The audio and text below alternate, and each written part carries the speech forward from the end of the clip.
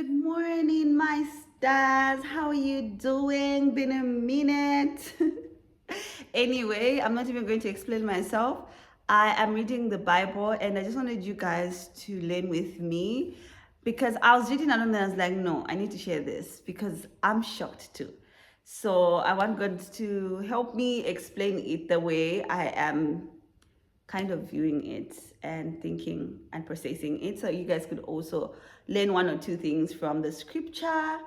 So yeah, but I'm just going to summarize for you. Like, Samson meets this lady Delilah. I'm sure we've all heard about this story, and she keeps pestering him on what is behind his strength, and if he loves her he should tell her. And he keeps, going and saying, he tells her it's this, he tells her it's that, until he finally tells her, as women know how to, get their way around things. So they arrest him and they are making a mockery out of him. So we're now reading chapter 20.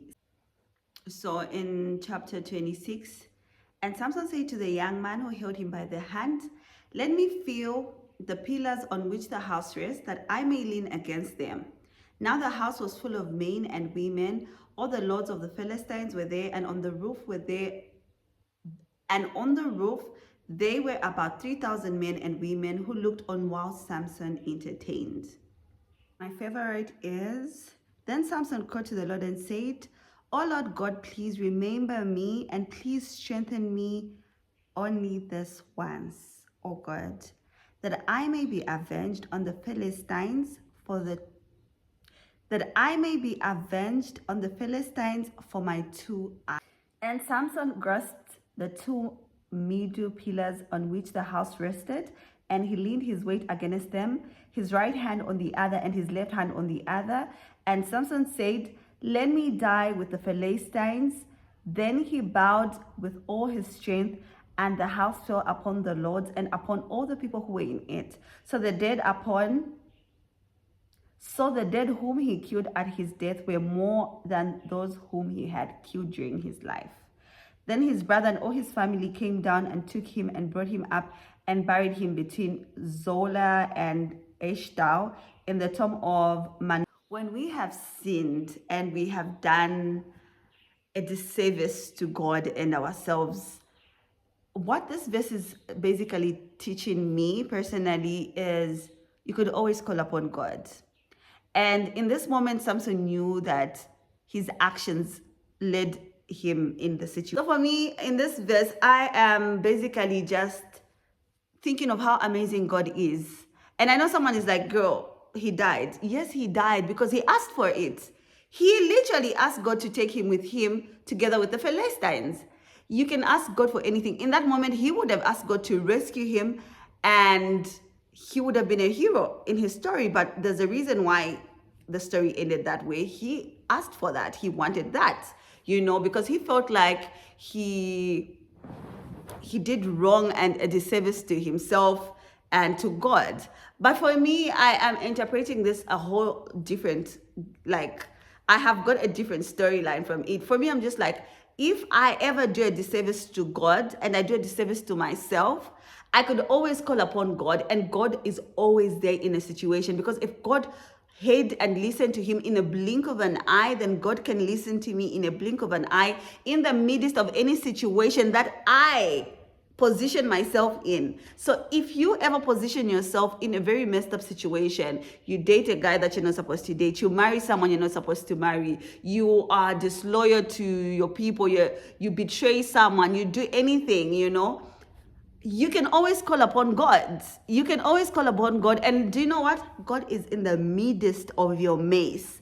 God is in the mess with you. Just like the way he was with Shadrach, Meshach, and Abednego. Like, he was in the fire even before they got there. Do you know how amazing God is?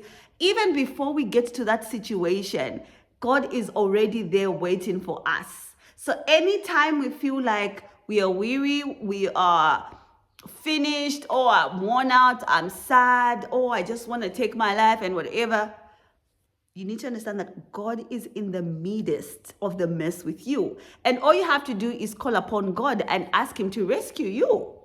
You could always call upon God to rescue you. Samson could have basically just also shame. Let's do away with shame. I feel like Samson was filled with shame and he just couldn't face his parents, his family. Sometimes we let shame take a hold of us. Let go of shame. Let yourself free. Do not put yourself in captivity. Don't put yourself in a jail cell. It's okay to mess up. It's okay to do wrong. We are human. We are prone to sin. But when we sin, we need to understand that there's a God in heaven who is watching us, who protects us, who loves us, and who is willing to receive us time after time after time after time. So you don't know, oh, I've been sinning, I don't go to church, this and this and this, I stopped going to church, I've been out, I drink, I do this.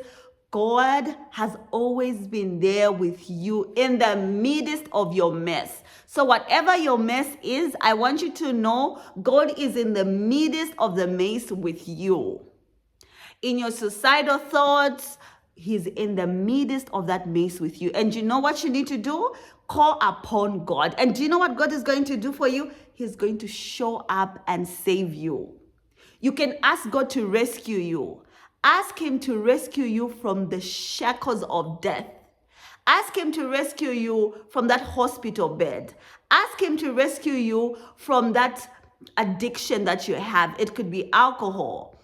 It could be drugs. It could be anything. Ask Him to rescue you from the pressures of this world. God is going to rescue you. He's waiting on you to just say, Lord, save me. That's all. You don't even need to do anything. All you have to do is just cry out to God. And sometimes you don't even need to kneel down. It could be in your heart. Just name the name of God. Just say, God, save me. I am in the trenches of trenches. And that's how much I love God, because it just reminds me that He's always there for me. No matter what kind of mess I place myself in, intentionally or unintentionally, guess what? God is there with you in the midst, and He's gonna rescue you, and He's gonna clean you up, and He's gonna make you whole, and He's gonna give you that glow that you've desired, and He's gonna give you the peace that makes no sense. Trust in God. Do not forget to pray without ceasing. As weary as you are, I think we're in a time where people are just, disappointments. Adulting is adulting, and sometimes we may forget our jobs. We go through so many things, and life gets hard, life gets challenging, and we can forget that there's a God in heaven. And I want you to know, as you go for work in the morning, as you knock off from work, as you're doing your daily activities, to always call upon God, because God is going to make it easy for you. And I was going to say, yesterday, I'm going to tell you something that isn't a big deal to people. And before I say that, because maybe my story is going to be full, please don't forget to share, like, and subscribe. Thank you for watching. And please don't forget to share, like, and subscribe. And I hope you trust in God. And I hope you pray without ceasing. So I wanted to share my, it's not even a testimony. It's just something. Yesterday, I was so worn out. I was weary. And when I say weary, okay, maybe not weary in a sense, but I was just feeling weak. And I was unmotivated to do anything. I couldn't even go to the gym. And I missed the gym in the morning, because I always go to the gym in the morning. And I think it was about 11. I have something else going on, which I won't mention until I'm done. But I had something else that I had to go do. And I was like, damn, I don't have the capacity. I don't have the strength. And I was like, you know what? I don't know what's going on with me. I'm just unmotivated to do anything. I've put everything on hold. Nothing. I can't do my work. I can't go to the gym. I can't do any activities, everything. And these are things that I just recently started. And I'm just like, damn, this doesn't make any sense. Lord, what's going on? I literally called upon God, and I didn't even kneel down. I just said it out loud. I was like, God, if you place this in my heart, and if you want me to go to this, do this. I said, God, if you want me to go to this place, you are going to give me the strength and the energy. Please give me the strength and the energy because I do not have it in me. I need you to strengthen me. And God did exactly that. In a blink of an eye, because I literally said, my hands were weak, my legs were weak. I was like, I need strength. I don't even think I could walk from that. All I had to walk is just from corner. It's just like, it takes like maybe 10 minutes. I didn't even have energy to walk 10 minutes. I was like, Lord, please help me, strengthen me. Because I was about to cancel my program. And in a blink of an eye, God blessed me with the strength that I desired. He blessed me with the strength. In a blink of an eye, I was like, why am I feeling so energetic? I was about to drink beetroot and I didn't even need that because my Father in heaven placed energy inside of me. You know why he placed energy in the inside of me? Because he created me. I could always ask God, if my stomach pains, God heal me. If my back is hurting, God can strengthen it. You know why? He's able to speak to your bones. God is able to speak life into you because he created you. Let us always remember to ask to God and he will deliver. He will answer us. He wants us to do well. He's on our side. God is not against us. I don't understand the mindset we have like God is against us. No, God is for us. We must always pray and be on God's side. Why are you on the devil's side? You want to stop going to church?